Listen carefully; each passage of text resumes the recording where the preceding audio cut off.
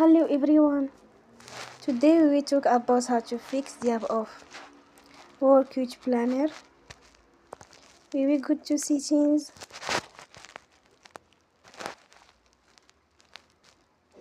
Then we click on apps.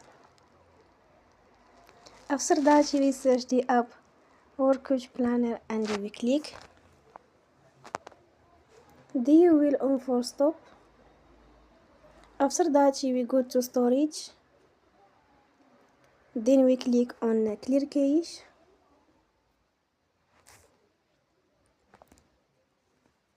In the end, turn off your phone and you will restart your phone again. Don't forget to support us by like and subscribe. See you next time and thank you for watching.